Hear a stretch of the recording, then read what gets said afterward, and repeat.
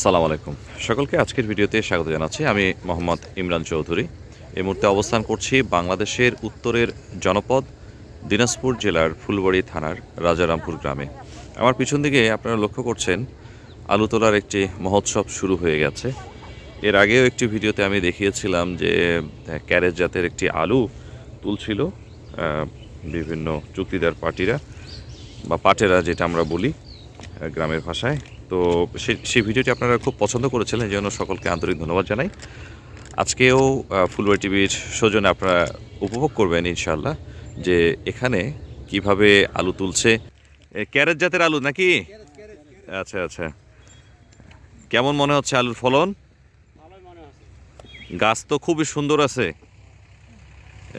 গাছের চেহারা খুব সুন্দর একদম, মাশাআল্লাহ টকবগা গাছ একবারে। আলুর সাইজ কেমন দেখি? একটু ছোট ছোট নাকি? সাইজ ঠিক আছে নাকি?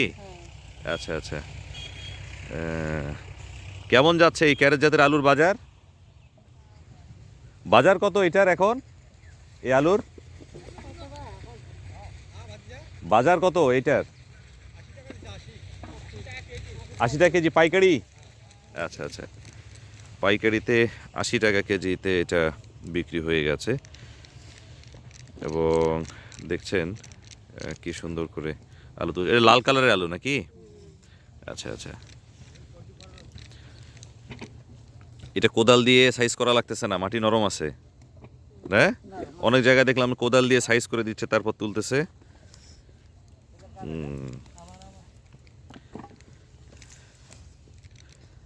গাছগুলো তো এত টকবক করতেছে, মানে ভালোই আছে, অবস্থা খুব সুন্দর।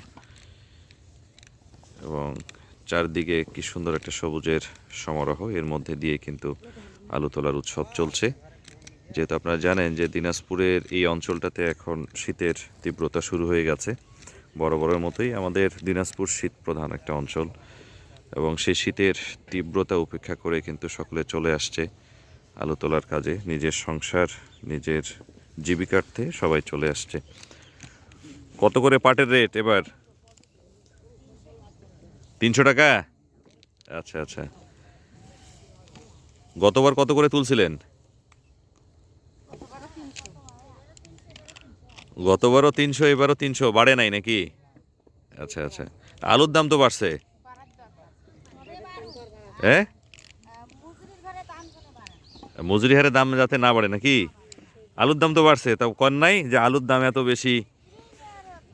আমরাও তো আলু কিনতেছি অনেক টাকা দিয়ে, বেশি টাকা দিয়ে কিনতেছি। দিবে না? না, গরিবের হারে দাম নাই? আচ্ছা আচ্ছা আচ্ছা, এই যে গোড়ার দিকে যে আলুটা, এটা হচ্ছে বীজ আলু নাকি? অরিজিনাল বীজ। এই পুরা গোটা আলু দিতে হয় বীজ হিসেবে? আচ্ছা আচ্ছা, দর্শক এই সেই বীজ আলু, এই আলু থেকে কিন্তু এই পুরো একটা গাছ কিন্তু হয়েছে না? আচ্ছা, একটা করে গাছে কি পরিমাণ আলু আসতেছে? 5টা 7টা? বেশিও আছে, 10টা পর্যন্ত আছে। যাক, খুবই ভালো। গাছের চেহারা দেখে কিন্তু খুব ভালো লাগতেছে, গাছের চেহারাগুলো এত সুন্দর হয়েছে। হ্যাঁ, আর একটু সময় যাই তো। মানে এইটা কি তুলে আবার ভুট্টা লাগাবেন, আলু লাগাবে আবার? ভুট্টা লাগাবেন, আলুও লাগা যাবে। সেই তো অনেক জায়গায় দেখলাম যে আলু তুলে আবার আলু লাগাচ্ছে। ওই আলুটা মনে হয় কি বীজ রাখে নাকি স্টোরে?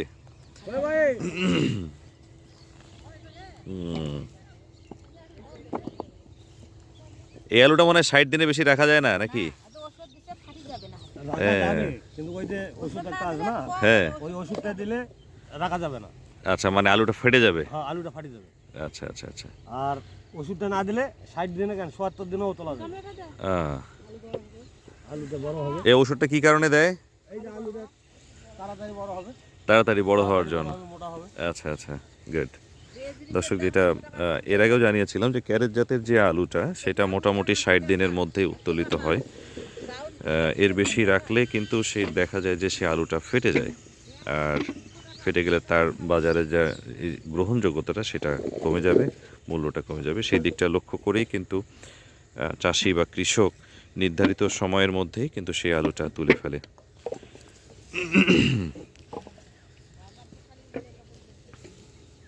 আলু কি সব বিক্রি হয়ে গেছে না বিক্রি করবেন? সব বিক্রি হয় ও পাইকার, কোথাকার এটা? আমাদের আশেপাশের ভিতরে মনে হয় আমডুঙ্গিতেই সবচেয়ে বেশি না? প্রতিদিন দেখি গাড়ি একদম। হ্যাঁ, ওখানে আড়ত। আড়ত। হ্যাঁ, আচ্ছা আচ্ছা। যত আলু এই এলাকার সব হ্যাঁ। আলু। আপনার ওইটা তো মনে হয় রোমানিয়া না? ওই যে ওইটা। হ্যাঁ, ওটা রুমে না, ওটা পরে লাগানো। হ্যাঁ পরে লাগে না, ওটা লাগানোর সময় আমি ছিলাম তো। ওটা পরে লাগাইছে, ওটা পরে। আমলুঙ্গিতে ট্রাক লোড হচ্ছে গাড়ি। হ্যাঁ দর্শক, এই প্রত্যেকটা বস্তা যেগুলো দেখছেন এগুলো কিন্তু সব সেল হয়ে গেছে। যারা পাইকার আছে তারা কিন্তু আলুর জমিতে আসে, এসে কিন্তু আগে থেকেই দাম নির্ধারণ করে দিয়ে যায় যে এই দামে তারা আলুগুলো কিনবে।